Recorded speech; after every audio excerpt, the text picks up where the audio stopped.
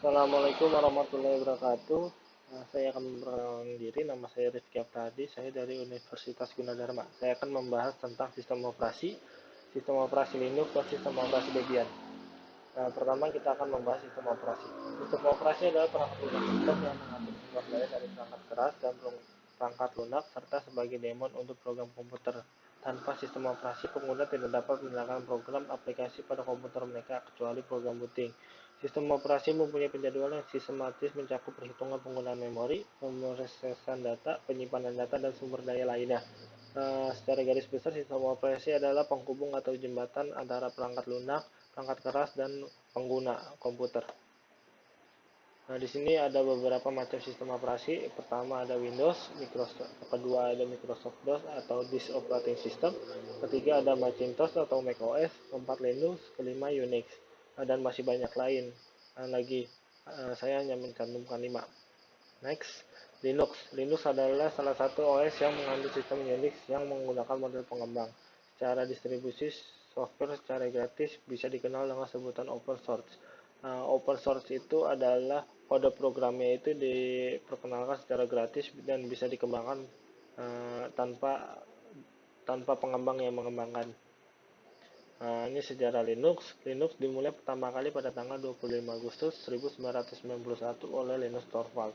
Ia mengumumkan Linux yang awalnya adalah proyek komputer hobinya di newsgroup com.os.minix. Saat itu ia sedang menempuh jurusan ilmu komputer di Universitas Helsinki. Dan ini adalah gambar Linus Torvalds. Di sini ada macam-macam Linux, banyak macam-macam Linux, tapi saya hanya mencantumkan 8 macam Linux.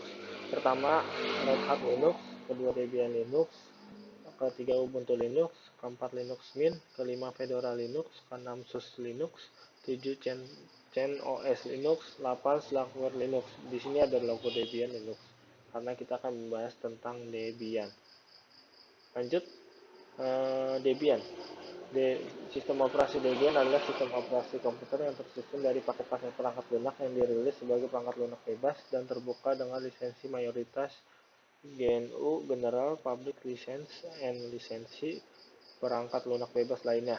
Debian, GNU atau Linux memang perangkat sistem operasi GNU, dan kernel Linux merupakan distribusi Linux yang populer dan berpengaruh. Debian distribusikan dengan akses ke repositori dengan ribuan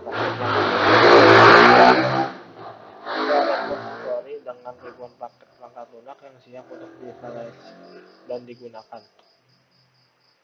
Ini sejarah Debian. Debian pertama kali diperkenalkan oleh Ian Murdoch sebagai mahasiswa dari Universitas Amerika Serikat pada tanggal 16 Agustus 1993. Kata Debian itu dari nama dia, yaitu Ian, dan kekasihnya Debra Lynn. Digabung jadi Deb dan Ian, Debian.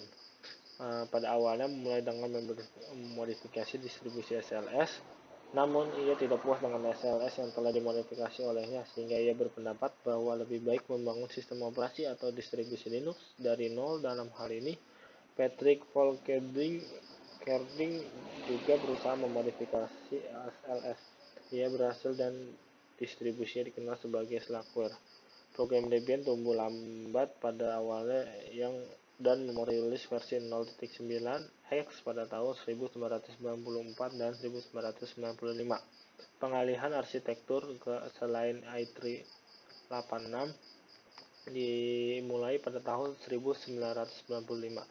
Versi 1.x dimulai pada tahun 1996. Ini beberapa hal tentang Debian. Ini tampilan desktop pada Debian. Nih, 2 cara memperoleh Debian. Debian bisa diunduh secara gratis dari website resminya https://www.debian.org. Karena Debian adalah free software perangkat lunak bebas, Debian bisa diperoleh secara gratis maupun berbayar dari internet maupun dari luar internet. Misalnya di Indonesia dari Juragan Kambing Universitas Indonesia dan lain sebagainya. Di Juragan Kambing Universitas Indonesia itu banyak sistem operasi lainnya, termasuk aplikasi-aplikasi. Ini keunggulan Debian. Debian memiliki keunggulan dan manfaat yang telah dikenal masyarakat sebagai sistem Satu, Debian adalah free software atau perangkat lunak bebas, yaitu yang pengguna bebas untuk mempergunakan, mempelajari, mengubah, dan mengandalkan baik secara gratis maupun berbayar. Dua, Debian Distribution memuat sangat banyak software, setidaknya lebih dari 50.000 buah pada rilis terbaru saat ini. Tiga, instalasi sistem operasi Debian hanya 20 menit dan kurang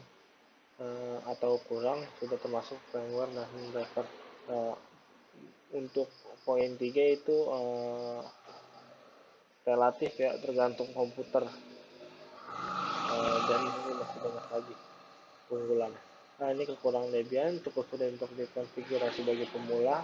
Dua, proses pengembangan atau update dari sistem Debian yang cukup lama. Tiga, tidak cocok untuk bermain game karena hanya sedikit game yang support Debian, dan umumnya Debian tidak digunakan untuk bermain game, tapi untuk mengkonfigurasi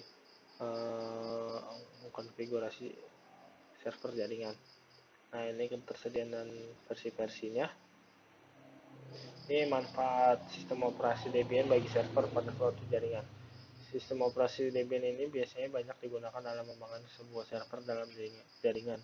Contohnya sebagai berikut. Satu, penyedia beberapa layanan untuk kebutuhan jaringan server networking, DNS server dengan aplikasi bin9, web server dengan aplikasi Apache 2, mail server, proxy server, dan lainnya. Dua, pengatur proses jaringan seperti fungsi router, repeater, dan lainnya. Tiga, berfungsi untuk melakukan troubleshooting, dalam arti bisa mendeteksi kesalahan yang ada pada hardware maupun network jaringan. Cuman itu yang bisa saya sampaikan, kurang lebihnya mohon maaf. Terima kasih. Assalamualaikum warahmatullahi wabarakatuh.